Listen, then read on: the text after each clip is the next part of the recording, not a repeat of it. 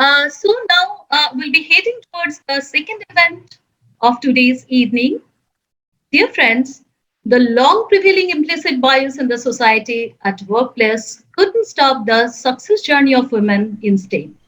What our WIE chair Shudeshna Chaudhary, she mentioned that this year we started a talk series, Dare to Dream. So in continuation to that, today in this particular event, we'll be having that WIE plenary invited talk on life as an IITian, an academician, and a businesswoman. So today we'll be having our speaker, esteemed speaker, Dr. Parvati Dev. I request Professor Shushmita Shurkole to chair this session. Dr. Shushmita Shurkole is a professor and head of the Advanced Computing and Microelectronics Unit in the Indian Statistical Institute, Kolkata, India. He was the professor in charge of the Computer and Communication Sciences Division till 2018. Her research contributions are in the areas of algorithms for design, automation of secure electronic systems, and reliable quantum computers. She is a fellow of INAE, IETE, IEI, and a senior member of IEEE. Among other awards, she was the recipient of the President of India Gold Medal at IIT Kharagpur, IBM Faculty Award, and Distinguished Alumnus Award of IIT Kharagpur. So now I request Professor Shushmita Shurkole to come in and just conduct the session. Shushmita Di, over to you. Yes, thank you very much, Shudipta, and thank you for the kind introduction, a long one. So we've been running a bit late, and all of us are, at least I am, eagerly waiting to hear from Dr. Parvati Dev. Parvati Dev has been my role model because she was a senior to me in IIT Kharagpur. Of course, we did not have any interaction, but overlap. But all my professors used to cite her as a role model to me. That Parvati was one of the brightest students we've come up. So Dr. Parvati Dev was a graduate of Indian Institute of Technology, Kharagpur, and then she went on to get her PhD from Stanford University with postdoctoral research at MIT and in the Silicon Valley. She is also a fellow of ACMI, and currently she's the CEO of SimTabs LLC. It was a stint in industry that showed her that she could build products that changed how a physician or surgeon performed their task. Her research and products pioneered work in neural nets, 3D medical imaging, educational hypermedia, and hospital simulations. Today, her health team spaces, virtual hospitals, provide spaces for nurses, doctors, pharmacists, and therapists to practice together, learning in the safety of a simulation, correcting personal and team errors, and emerging with confidence in their ability to help real patients. A really appropriate Dare to Dream talk. Parvati, over to you, please. Thank you. Thank you very much, Sushmita, and thank you to WIE. I believe I should share my screen now. Is that correct?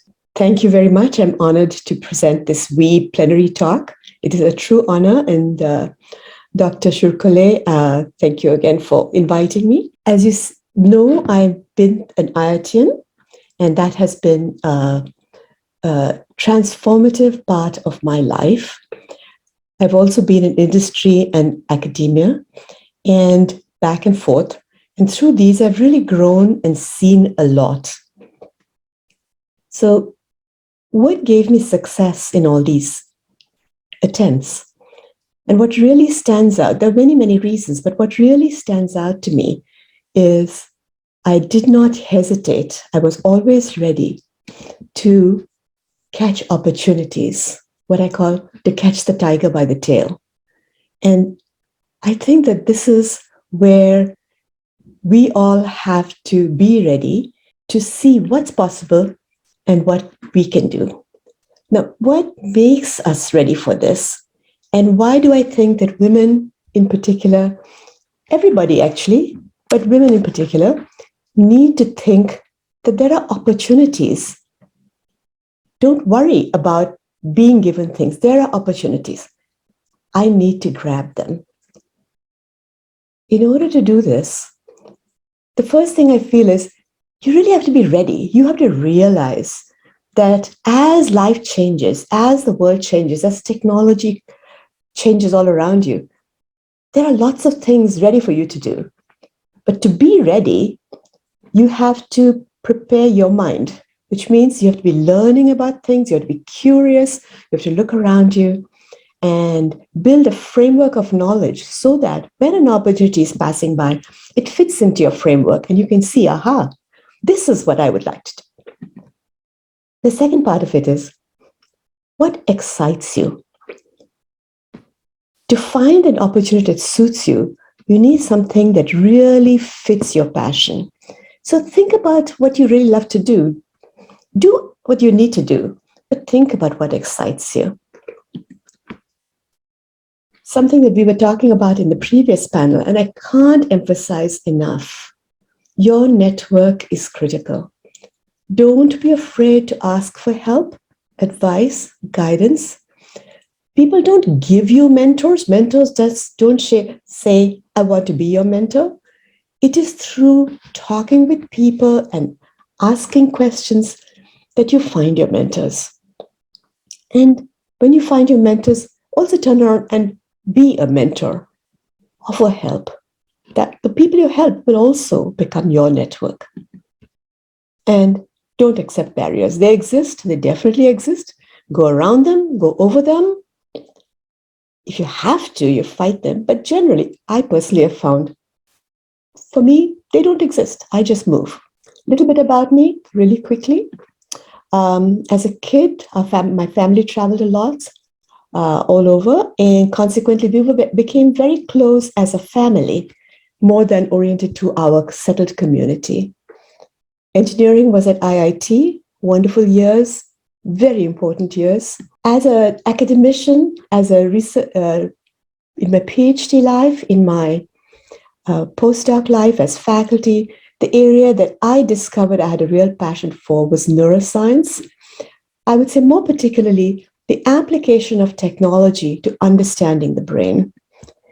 And I continued that passion for the application of technology to the human being through my rest of my professional life in medical imaging, learning methods in medicine. I have a family with 2 daughters. They're out working. And I do spend a lot of time also volunteering, both for IIT and other places. So, the old photograph from when we were kids. But as a child, I was in a location where the only girls' school available was a convent that taught arts. And consequently, I did history, geography, French, English language, domestic science. I didn't do any science. And when I finished senior Cambridge, we had 3 free months. So my mother, thinking it might be good for me, put me into a boys' school nearby. She figured I was old enough to deal with it. And I sat in every science class, so 4 different levels of science, all at the same time. Physics, chemistry, and I got totally confused. But I do remember that I loved the labs. I loved seeing magnetic filings becoming a pattern when you put a magnet on them, or seeing that you put light into a prism and it comes out as a rainbow. The labs taught me that science is something that shows you that the world works according to some method. And that was a revelation. We came back to India, we went to Delhi, and no college would take me. I was too young.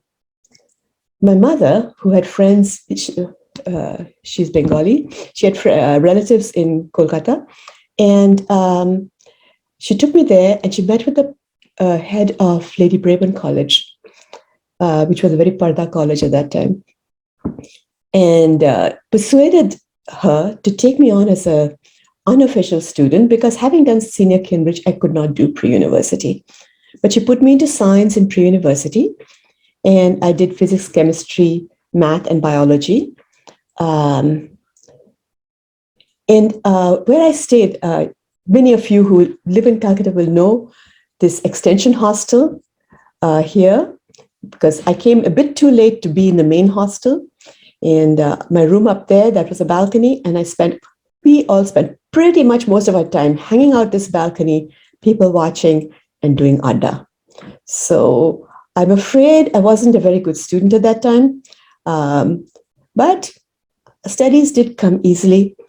When the course finished and I went home to Delhi for the study break before pre-university, nothing to do. So I studied and I caught up. The study break is long enough. And I did well in pre-university. Even more importantly, because I studied, I did well in the IIT exam. However, I did want to stop and say one thing. Up to this point, I really was floating, but not seizing any opportunities. The people who seized the opportunity were my parents, who thought maybe she should try science. And that actually opened up so much to me. Now, after that, I went to IIT. It was, I have to say, a purely random occurrence. At Lady Braben, my roommates, one wanted to go to medicine, one wanted to study chemistry. They all had plans. I had no plan. So somebody showed me an ad in a newspaper for this engineering college called Indian Institute of Technology. I'd never heard of it. And in that ad, there was a word, electronics. And that was a word that had been discussed at home as something interesting. And I didn't know what it was. Didn't matter. Thought this is more interesting than doing medicine or chemistry. I'm going to apply to this place. And I have to say, it was a very uninformed opportunity that I seized. But I did apply. I did well. Just as a funny side note, I had to bunk classes to fill out the application, take it to the General Post Office and submit it. No time to tell my parents. When I went back home, told them, no comment from them, but they were very kind enough to go and get me some sample exams. And I sat at home and worked them out, and it was useful. And I did well, and I was in the first 100 in the list. It is a little surprising that after a few months of studying science, I was able to do that. So I think I was very ready for this area, and that's why it worked for me. IIT was a real revelation. First of all, as you all know, it is far away from any main city. And at that time, it was really far away because it was so hard to travel. Even the local town of Kharagpur, there was quite a distance between the IIT campus and Kharagpur. You didn't just stroll out. These are the boys' hostels. This is the women's hostel, Sarojini Naidu. And it was a really nice hostel, I have to say. Each of us had our own room. We had activities. We chatted. We had a lovely lawn. I think these things have all kind of become less now, but in our time, it was really a nice place. And we had many, many activities. Because we were so far from town, we had to make our own life. We were like a city in itself. So this one is a UN debate that we are doing in the auditorium. We had plays, we had music, we had student government. We governed ourselves completely. We had elections. The professors had a very light touch on us. And sports, and the girls participated in everything, even if we were fairly secluded in our hostel. The people we met there, both boys and girls, became my family, and they still are. I'm very, very close to many of them, more close than I am to many of my cousins. However, the difficulty came during studies. This is the IIT library at that time. It was a gorgeous place, and it was a wealth of resources. I spent many, many hours there. And as I mentioned to you, curiosity was one of my besetting sins, perhaps. I read as much as I could. However, because typically we were one girl in a class of boys, you went back to the hostel and you had to do your homework by yourself. There was no group study, no support from your classmates. You couldn't ask questions just very casually. You had to set up meetings. And certainly no rumors about what was going to be in this test and that test. So all of us really had to succeed on our own. It says a lot for our strength that we did.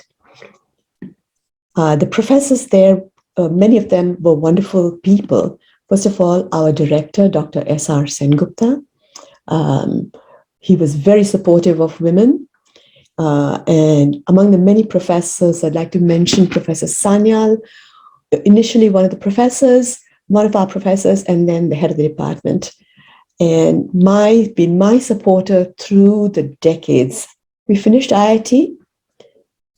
I had a wonderful time. I had a great social time, but I did not use my network, or I did not have a professional network when I was at IIT. I had no clue what I was to do next. And certainly, I never thought to really find out what the boys were going to do professionally, how they were getting interviews, how they were getting jobs. So I did send off a few applications to some US universities and asking for admission and financial aid. I got messages back. A few of them gave me admission, but no financial aid. And my classmates did much better. People who were not doing as well as me in class were getting all these assistantships. It was a really down time for me. One of my friends says, "It's all right, just read the Statesman, read the classifieds, and then read a good book and just wait and see what happens." And I really had no better idea than that. My parents did have a better idea at that time, and it wasn't getting me married off, though there were some offers. When I got off the Howrah Express in Delhi, before I could even get off, my father said, "Hurry, hurry. You have only 4 weeks. You're going to America." And I was so shocked. And it turned out that one of the universities, University of California, Santa Barbara, was having a summer program to teach foreign students English language and American history. And they had given me a full 2-month tuition, board, and lodging for this summer school. And I told my father, "I know English. In fact, I know it pretty well." He said, "That's all right. It's an opportunity. Go." And he got a small government education loan for me, and he tossed me over the ocean. Thank goodness it all worked. I got assistantships both at UC Santa Barbara and at Stanford University, and I joined Stanford University. Again, not just my years there as a student doing my master's and my PhD in electrical engineering, but many, many further engagements with Stanford. I was back and forth, in and out, multiple times. But let me just move on and talk about what happened as a result of all of that experience. While at IIT and while at Stanford, one of the things that I discovered was that I did have a passion for something. I was not clueless. And the thing that I found I really cared about was the human brain. The human brain as something that worked, as something that I could try to understand its working. And this was both, I should mention, because of an article that I came across, an IEEE magazine in IIT, that had an article on cybernetics, new word, but it was an article that talked about how we could look at the human, at biology, and understand it as a working system. That is maybe a common idea now, but in the 1960s, it was only a few scientists thought that way, not other people. The body was the body, the brain was the brain, it was all miraculous. And then that article said, no, we can understand how the bee's eye sees. We can understand some things about the brain. And then when I came to Stanford, there was a professor who was actually studying cybernetics, and he had published a book called Brains, Machines, and Mathematics. As soon as I found out about him, I just transferred from semiconductors and systems theory to work with him. And it was a great move, but it also had its difficulty. It was such a new area that I had real problems. But that was the first passion I had. The second one, just to give you an advance notice, I then later on learned how to look inside humans using imaging. I learned that we could use technology to amplify learning, particularly media. And I learned how to use technology to work with hospitals and improve healthcare quality. I talk about these things in different terms. Firstly, what the world was like when I got into the area, how I got into the area, where I think I made a difference, and maybe some stories. So first of all, understanding humans and understanding the brain through the concept of neural nets. Even while I was doing my PhD, I joined a think tank in Boston. I moved to Boston and started working with this group that at that time was trying to create the concept of neuroscience. There were no neuroscientists at that time. There were chemists, biologists, physicists, biophysicists, but no really neuroscience. It was just emerging. And this group would put together workshops of selected scientists from around the world to talk about a topic that they wanted to become one of the frontiers of this new science. And 6 times a year, they would bring people together and they would publish these booklets, sometimes books. And these became the Bible of this new field. It was my PhD advisor, Michael Arbib, who suggested I join this group while doing my PhD. And the group was led by a biochemist, a famous biochemist, Dr. Francis Schmidt. We attended these workshops, and it was like sparks would fly. Ideas would fly across these rooms. The people in the rooms were stars in their own fields. Many of them were Nobel laureates. And so literally the level of discussion was so exciting and so high, you couldn't but be moved to another plane of thinking. This one here is a very low resolution photograph of one of these workshops that I want to mention. It was a workshop on pain. And maybe you can see me. I'm this short person here in my sari. I wore a sari throughout my professional career, which was actually a calculated move on my part. First, I had no money. I couldn't buy Western clothes for many, many years. And once people got accustomed to seeing me in saris, I figured that's what they knew me as. So I just continued wearing saris for the next 50 years. This is Dr. Schmidt, and this is Saul Snyder, a biochemist from Johns Hopkins, who convened this workshop. And they were discussing these ideas about pain, how medications worked, how the neural systems might be inhibited to stop pain, and electrical methods to do this. But they really didn't come up with good, tight questions until this young scientist from Glasgow stood up and he said, I've been doing experiments where I've been using opium, which was one of the pain medications available to people, on mice. And then when I take their brains and I break out the membranes, I find opium attached to the membrane. And when I break the membrane down further, I find opium attached to molecules. And the room exploded.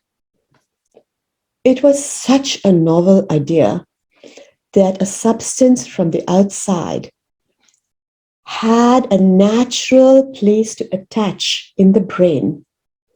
And that natural way of some medicine that had to do with pain could actually connecting the brain must be how that medicine worked on stopping pain. That concept did not exist. It completely changed how people thought about the brain, and it changed the world of pain medicine.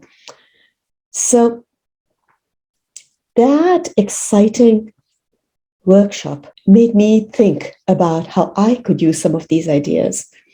And one of the workshops we had was on vision, and somebody presented the concept of disparity. Now, this is how we humans see depth. If these are the two eyes, left eye, right eye, and you have something that's close by, this is somebody's finger, and that is a distant tree. What happens in the eye, this eye is now, let's say, looking somewhere between the two.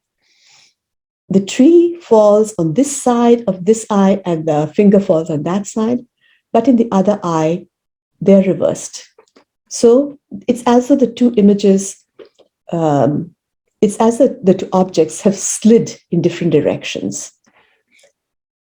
And somehow the brain must be able to detect the fact that these images are different and get depth out of it.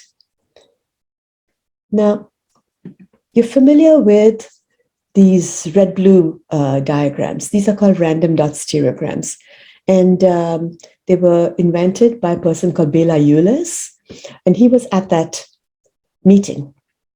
And he showed that if you have these glasses with red and green filters, he could make you see 3 dimensions inside there. It would just emerge out of this random dots. And the way he did it was, and I have to show you a little demonstration. It's the only way I can explain it to you. So in this example, there is a square hiding inside that mess of dots. So what he would do is he would take a blank area and he would put a pattern of dots on them with, let me see if I can put this straight, whoops. Yeah, with a square in front of it. And he would move the square to one side. The dots are on both of them. And he would take a photo and he'd move the square to the other side and he would take a photo. And so in this, and these are the two images. And he did these mathematically, but that's the concept. And in these two pictures, the center part, the dots are moved.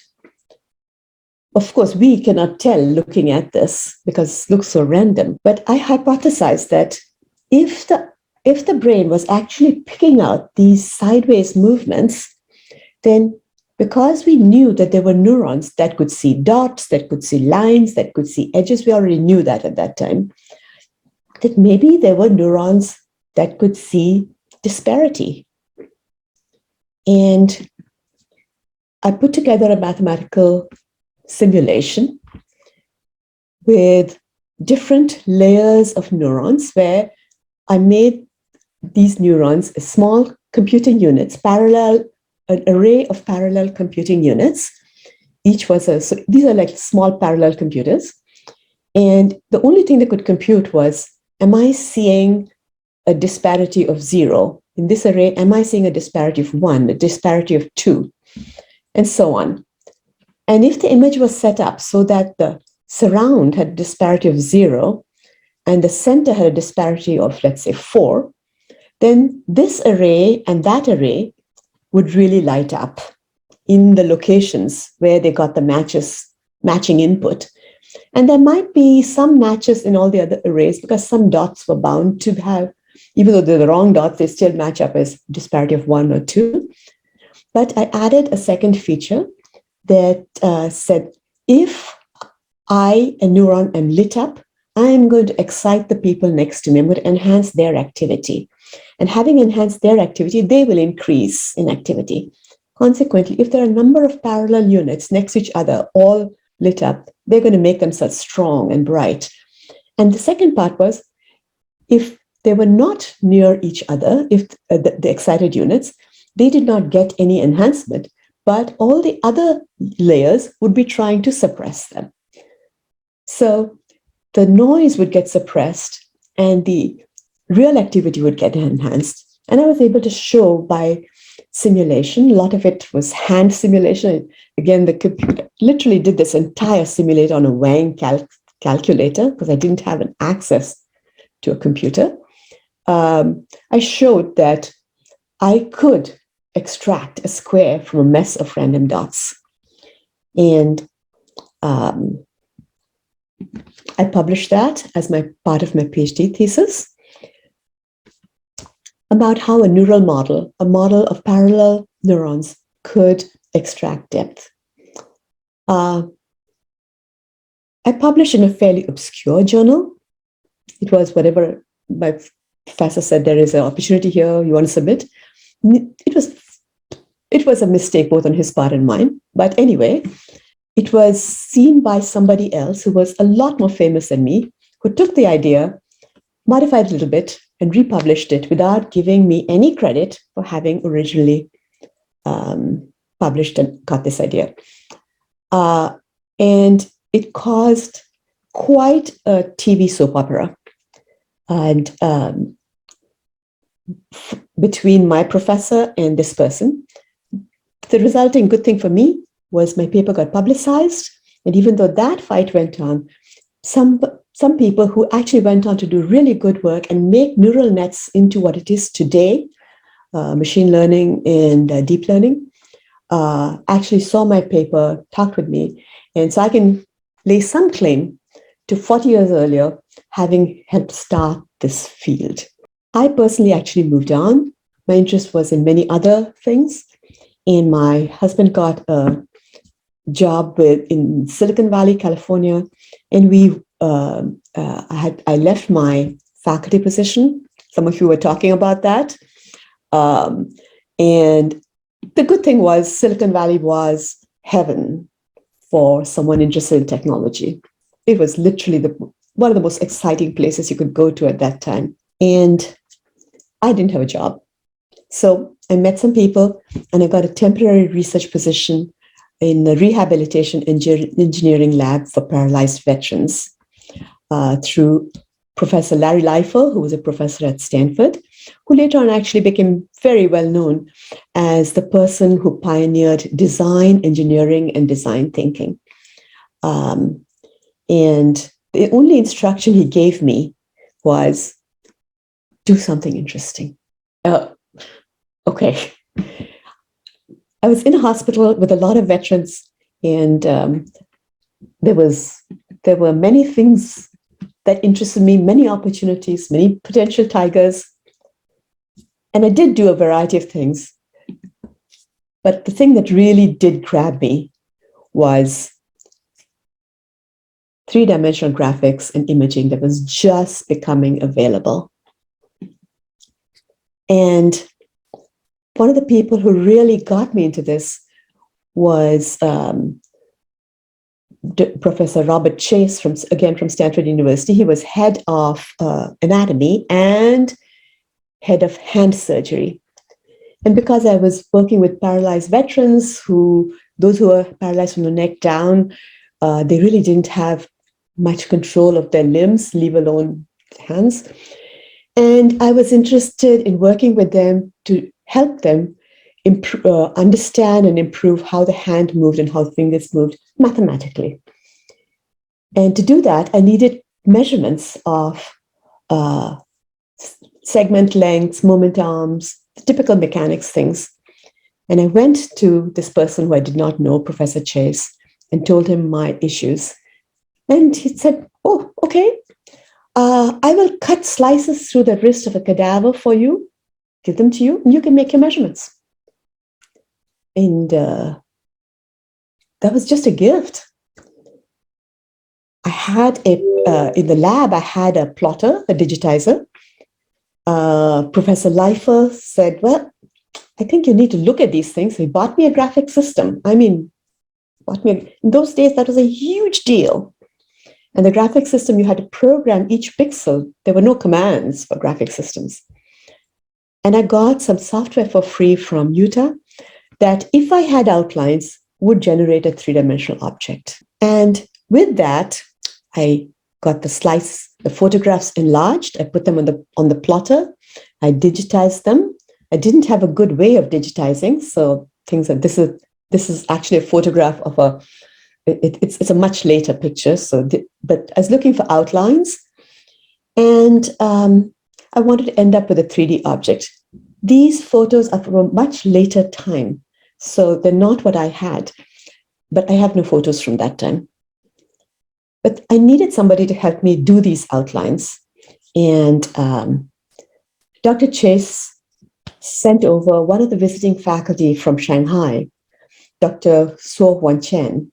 And Dr. Suo was an anatomist, and she and I got together and we sat and outlined the structures on those enlarged photos using digitizer. And from that came my simulator, came some publications. She returned to Shanghai, but we were in touch after that. She came many times again, and I visited her. And she developed her 3D labs and pushed 3D in China, which, again, I have to say, was part of because she was in our lab. I want to take a short break here and just talk about networks. Because as you have already seen, I keep mentioning people. And I found that my entire career happened because I talked with people, because I told them what I wanted to do. I asked if they could help me. I was ready to accept their help. They got to know what I wanted and what I wanted to do, and they told other people. And that network grew. And I also found later that giving help was just as important. A younger person, a person who needs advice, a person who's just looking for information. Because these people also get to know you and what you do, and they go out and talk about you. And they turn around and they see something interesting, they come and tell you. These networks made my career. And for women especially, who really hesitate to talk about themselves, this kind of network is essential. So don't hesitate to ask for help and to give help. So with that background in 3D, and through a referral by Dr. Chase, I moved very reluctantly into industry. I was scared. I was only accustomed to being a researcher. I didn't think I could do anything else.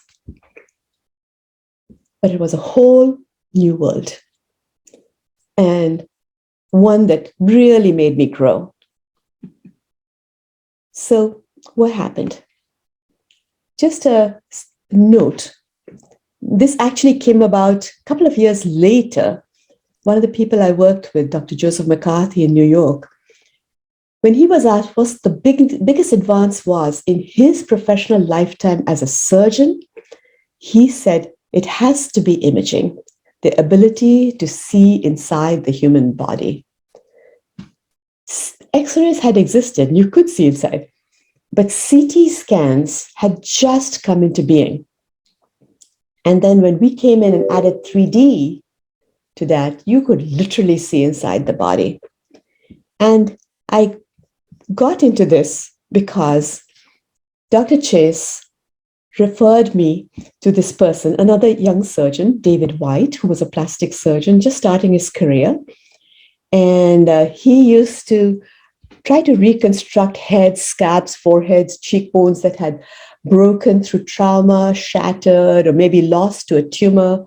And he would take pieces of bone from elsewhere and shape them into the right pattern. And he had this thought that if he could use this new technology of CT scans and actually, if there was if this bone here was shattered, if he could take the image on this side, reflect it over, and design what his piece should look like before he went into surgery, that he would do a better job. And so he actually got a patent and started a company. And Dr. Chase told him, hey, I know somebody who can actually help you do that. And that's how I met David White. I joined the company and we built the CMAX 1000. We got CT scans. I hope you're able to see this whole image. It's not covered by the photos of the videos. But anyway, we in CT scans, the bone shines brightest. The air is dark because X-rays go right through it, so they don't image anything, but they bounce off of bones. So bone shines bright. Soft tissues are a little gray. Fat, by the way, is even more, absorbs X-rays less. And therefore, you can, by finding the right intensity threshold, you can actually extract the bone. Then you can have the computer work on it and find the outline. These are the outlines you get. This is the outline between air and tissue. So we get the face, we can get the bones. And as a result, you can get a 3D of a person. And the computers at that time were huge, but very limited. We were doing our work on a tiny one called a PDP 1123. The graphics itself had its own computer. So the two computers had to talk to each other. And the data came to us on magnetic tape from the CT scanner. We put the whole thing together into this double-barreled machine that we would sell. And the initial algorithms, which worked on slices that were just 256 by 256 pixels in resolution, the computer could only take the first two lines and find the bone, and then put that out and take the next two lines and continue finding the bone. And the algorithms had to deal with this very complicated, difficult system. Very soon, computers were advancing by leaps and bounds at that time. In a couple of years, actually, we were able to load the whole slice. But we started with that very difficult situation. And we created a system that we sold, which could look at the human body, in this case, the skull in 3D. You could see that defect. This person had a tumor. A lot of the bone got eroded. We reflected from the other side. We created an editing system to help design this piece. We had a numerically controlled milling machine that made molds of this piece from the computer design. We cast it in a plastic and then sent it off to make a silicone piece, which was biocompatible. And the surgeon could either put the biocompatible piece in and use it as is, or they could replace it with bone. And this actually worked. It started being used. So my fun project at the VA Veterans Hospital became a product that went out and was used by surgeons for their surgery, and funnily enough, by radiologists who can see very well in 3D themselves, but used it to communicate to other physicians and patients. I want to tell you a quick story on the side about Steve Jobs. I met him once, and he's a Silicon Valley personality, and we happened to be funded by Philips Medical System. Our company was doing very badly at that time, so we got investment from Philips Medical Systems, and they had invested in Steve Jobs' company, Pixar. And so they wanted us to use Pixar's technology. At that time, they had a beautiful rendering algorithm, but it ran on this enormous machine. And so we designed an entire computing system to sell that would do this. And Jobs did not like our machine because it had mag tape. And he said, you got to connect it directly to the scanner. It has to be all electronic, direct connection. There were only two networks at that time, an IBM proprietary and an Apple proprietary. And we told them, there's no way that the hospital IT is going to let you connect that scanner to our machine. He did not like it. He did not like us. He went off. And that photo shows you exactly how he looked. With I'm very suspicious of all of you. It was just a very fun side story I wanted to pass on to you. But the business of medical imaging was changing. And from a pay for service industry where they paid you for whatever service the doctor performed, it became a system where they decided beforehand what each procedure and test was going to cost. And that was all they would reimburse you for. So any new technology that added the cost would not get reimbursed. So our business changed from a cost increasing technology to a cost efficiency technology, which meant that we moved from being a 3D company to being a company that pulled images together, put them out on photographic film, and returned the film and maybe a few 3D images to the requester. And eventually we were bought by Kodak, on whose film our stuff would go out. That was just way too dull for me.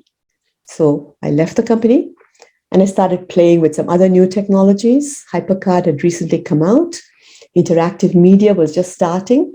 And I made some of my own interactive lessons using 3D and anatomy. And I pressed them on a CD-ROM, which to make one CD-ROM in those days cost $600. I got that CD-ROM pressed, but it was really good that I did that because it opened doors for me. And one of those was that I was able to bring interactive media into the medical school world. Dr. Chase again invited me back into Stanford to help run a group that he had recently started. And it was a group of all these young people. They're medical students and computer science students, and they needed somebody to do what Dr. Chase wanted, which was get these 3D stereo imagery into use in anatomy. I told him that if I could spread it across the entire medical school, not just anatomy, I would join. And he agreed. And I was at Stanford for the next 18 years. We did many projects. One of them, Brainstorm, was something that actually spread pretty much around the world to various medical schools. And because it allowed students in an interactive way to learn the way they wanted to learn, which is different from the way classes are taught. They had to go to the courses because that gave you the basic knowledge. But once they got the knowledge, they wanted to learn going back and forth. And interactive media allowed them to do that. So we realized that what we were doing was something different from pure research. We were not creating new knowledge. We were creating new learning experiences. And to do that, we had to bring in faculty from around the medical school. So we actively promoted our work, had workshops, open houses, visitors. The medical newspaper wrote us up. Soon we were working with every course in the medical school. And our lab grew and our collaborators grew. So in this photograph, some years later, half the people there, more than half, are our collaborators. And just a few are the core lab team. And we had a lot of visitors, and we became the showpiece of the medical school. They would send visitors to visit us. I mean, one year we had 100 different sets of visitors. You can imagine a lab receiving 100 sets. So we did very well. However, there's always a story. One of these visitors was a tycoon from Hong Kong who had brought his office with him because the medical school was working with him to send surgeons there and help him develop his new medical school in China, just outside of Hong Kong. They saw what we were doing and he offered to buy it. All of our output, and the medical school didn't like that. Essentially, we were too successful. And I could see the writing on the wall. Funding started decreasing from the school. We had a lot of grants, but the grants could not be sustained without the technology base that the medical school provided. And I realized what my issue was. I had failed to communicate upwards. I had failed to show my management, how what we were doing was actually benefiting them and that they were our partners. Instead, we just looked very great and they were just giving us some money. The money decreased and consequently we were not able to continue. I placed all our people. We had a great party, and we left. I left. I moved. I always wanted to create my own company. I did. So I created 2 companies, Innovation in Learning and SimTabs. I partnered with a gynecologic surgeon and with a small graphics company, interactive graphics company from Mumbai called Indicon, with whom I still work now. And we went off, and I like to say we changed the world. We brought virtual simulations to the medical world. Our first simulation was a really ambitious, complete reconstruction of an operating room where everything worked. And each of these people in the world, virtual world, was controlled by a different person in the real world. So 5 different people could log in from 5 different places and be together, work together, and treat a patient together. And if this person chose to pick up the defibrillator paddles and give a shock to this virtual patient, the patient's heart would restart. Physiological mathematical model. So this patient is a mathematical visualization, and all the other people are run by real people. And like that, we developed a lot of different products, a lot of different contracts. How to revive a baby, how to prepare a surgical tray, how to manage emergencies. And we provided editing systems to create the content for these various simulations. Our most successful one was, again, an operating room simulation. This was for anesthesiologists. Literally everything worked. This was requested by the Society for Anesthesiologists that prepares them for doing the board exams and the recertification exams. So these scenarios that we created are such that they have to succeed in them in order to get recertified. So they are very complex, very rich, realistic simulations where many things go wrong. And the anesthesiologists actually love it. They really enjoy managing these simulations. I did learn another lesson. It's not good enough to be very good, to be excellent. Our team was excellent. We could not get the contract as a tiny team because we just did not look stable enough. So I teamed with another big company, CAE Healthcare, and we won that contract easily. Excellence and stability. So another lesson, that group had come to us asking if we would join them to submit the contract. Don't be afraid to team. Don't be afraid if they're big. If you're good, you hold your place. I just want to end with some stories that my colleagues gave me when they heard I was going to talk with the We group. They say, hey, let us tell you some stories about our experiences. And so these are women who did PhDs in electrical engineering around the time I did, and we have worked together off and on for many years. This one, Sally, she was working as an engineer even before she did her PhD. And she said that she loved her first engineering job.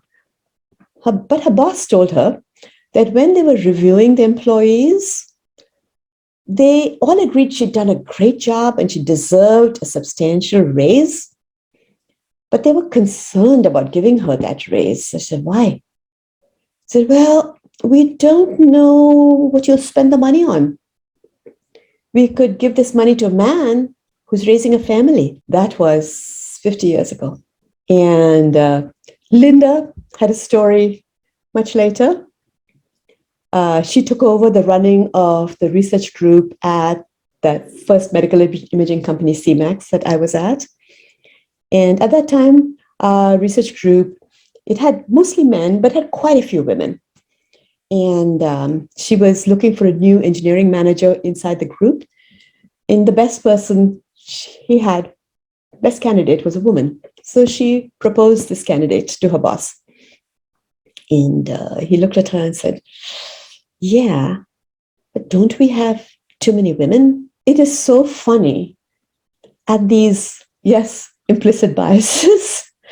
And both these women use these not to get angry, but as an opportunity to maybe educate their peers on, hey, why what they were saying was really ridiculous.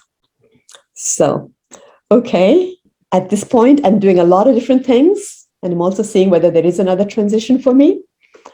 But I'm enjoying my life. I'm continuing with my company. I'm volunteering. I'm helping people. And I'm very happy to be here with all of you. Thank you. And if there's time, I would be happy to take any questions that Dr. Shukole has for me. Thank you. Thank you so much, Parvati. This has been simply fascinating. So I'd heard so much about you, but I really didn't get to know all the details and how really, no wonder you are a role model. So Ruchika, do we have questions in the chat box, or do we open up the floor to the attendees? Ma'am, we have just one question on the chat box. No, that question, sorry to interrupt, but that question was for the panel discussion, not for this. Yes. It's not. Can we go for live interaction, Ruchika? Will that be possible? Yes. That will be better. That will be better. Yeah. So, any questions from the audience for Parvati, or comments or clarifications? I am just an ordinary person. So, Parvati, I have a question for you. It is very interesting to note that in your times, your parents were very, very supportive, and really, the guiding star. And of course, they had realized that you had a great potential. So that's remarkable. And then, of course, you found your passion, you found the thing, the right opportunities and the networking. Now, getting into your own company, which is a big challenge, and that was rather late in the career, if I may say so. That, that's really taking the tiger by the tail. And you were scared earlier when you went into the industry. But when you founded your own company, what were the thoughts that you had? Because women are rather hesitant. I mean, we are seeing startups. We saw Richa earlier in the panel discussion. But even for me, I have had several offers in industry, but somehow I thought academia gave you a lot of freedom in terms of what you can think. But then in industry, you can, build your own products and see the light of the day. There was a reason why I started my company. At Stanford, we made a lot of wonderful products. We wrote a lot of papers, gave talks, got awards. But our products were really used by the 400 medical students at Stanford. And both the Chinese offer, the Hong Kong offer, to take it out to such a large community. And actually, I worked with Sam Petroda, who is the father of telecom in India. And he wanted me to take all that we had done, and he was creating the Indian Knowledge Network. And he wanted me make it available across India, my dean would not agree. Oh, we don't know whether Stanford's name might get affected. And I realized that I cannot be at Stanford and do what I want to do next, which is go out to the world. And so when this whole grant thing happened, I thought, okay, it's my opportunity. I'll start this company. And when I left Stanford, the severance was pretty good. So I said, okay, fine, take the whole severance, start this company. And so I didn't even use my own money. I just used that, and we got going. And it did go out to so many people, and I would have liked it to be even bigger. But what we did was really amazing. But that's the reason I left, and I wasn't scared because I was a little angry. I was ready. So that's what happened. But building the right team is a big challenge. So you have the team ready as well. That I have been very fortunate in every time. And I think that's part of it's part of finding a few right people. So and when someone actually joined a team that didn't click, somehow, maybe it's just the way I did things, but somehow that person left. And the good people stayed.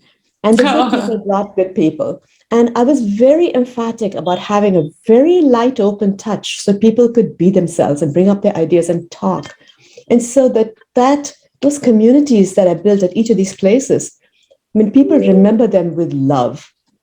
So I think the atmosphere was very good in every one of these. And in the company that I found, this small company that joined me absolutely matched the way I thought. And so that little Mumbai company grew with us. So yes, we were fortunate to have the right people. So in the chat box, there's one question that I see. This is from Vedika Kulkarni.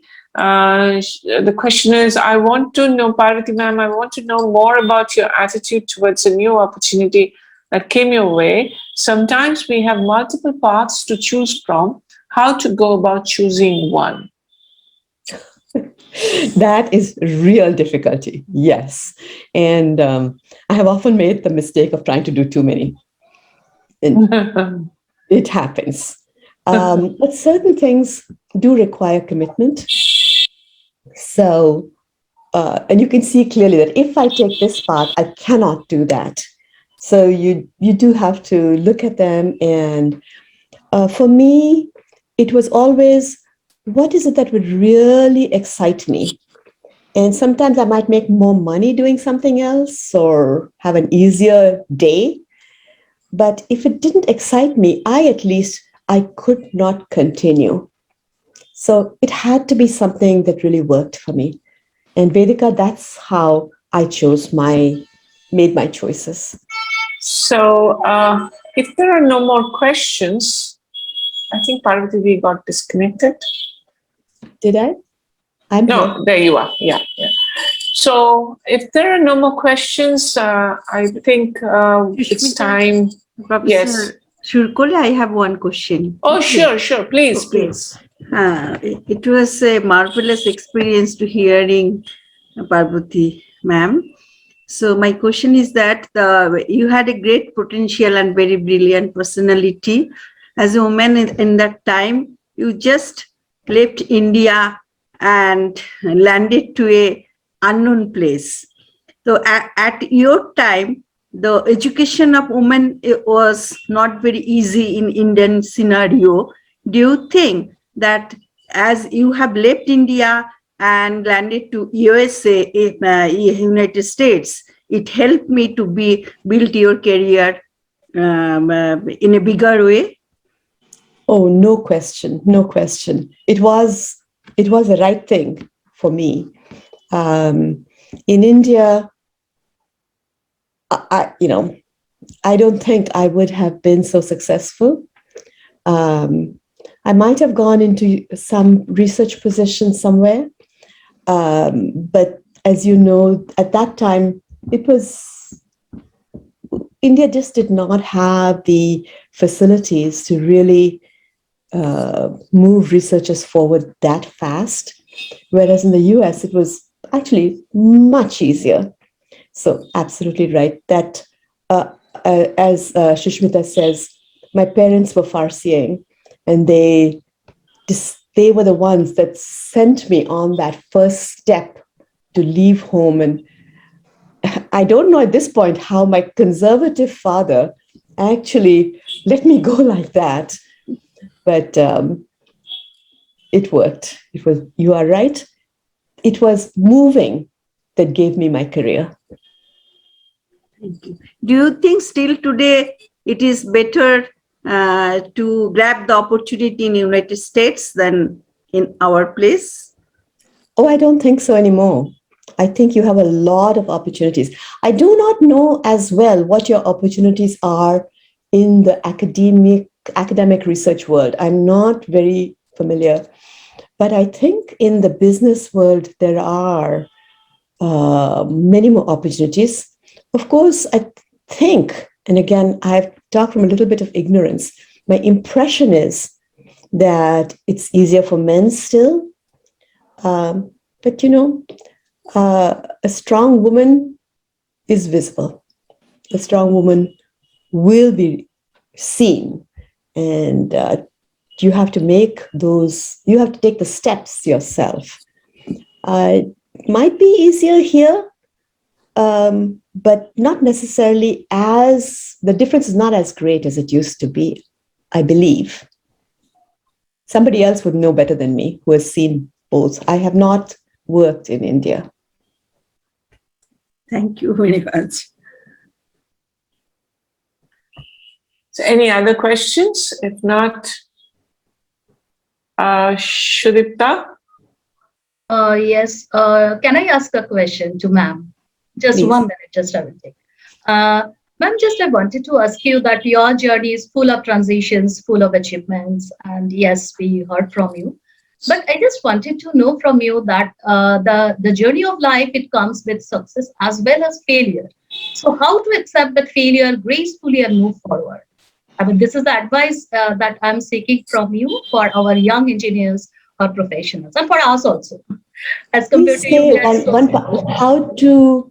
how to accept what? Failure, Failure. right? Ah, oh, believe me, I've had failures. I didn't talk about them, but I've had failures. And they are very, very disheartening.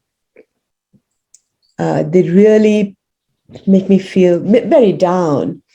And one of when our lab at Stanford, which I ran for 18 years, when I had to close it down, I really felt that was a failure. We had done so much. It could have gone on to greater heights. But because of various political reasons, it essentially got stifled. And I realized that I, as a leader, had not had the knowledge of what it took to continue it. It was my failure. But the way I accepted that failure was I made sure that everyone in my lab got a good position somewhere else. So everyone was looked after. When you're running a lab and when you're responsible to bring in the money that feeds all those people, it's a huge responsibility. And so I made sure that they all got jobs, good jobs. And that we left on a very positive note. We did not leave. I think there was only one person with whom I left on a rancorous note, and that person was the direct cause of what happened. And he knew it and I knew it. So we just ignored that. But everybody else, all the people I'd worked with, they wished me well and we moved on. So that failure was dealt with as well as it could be. And but the 18 years before that, I think had huge impact on medical education and how we work today, how we teach today. So yes, there was failure, but you have to manage it. There have been other failures. Yeah. Thank you, Bab. Thank you so much. It's really so motivating. Thank you. So, Thank you, all of you. You really dared to dream. exactly. Fortunately, I was able to. So, thank you, Parvati ma'am, for such a motivational speech. And I'm quite sure that it will inspire many women engineers to complete their future journey, embracing success and fulfillment. So, please accept our heartfelt thanks from the organizing committee of Women in Engineering track under this Indicon 2021. Thank you so much. Thank you, ma'am, and thank you, Shushmita Di, for nicely conducting the session, for the chairing the session so well. Thank you. Thank you, and wish you all a very successful Indicon. And thank you, Parvati Di, from the bottom of my heart for accepting this and waking up so early in the morning and giving such a fascinating talk. Thank you. So thank you.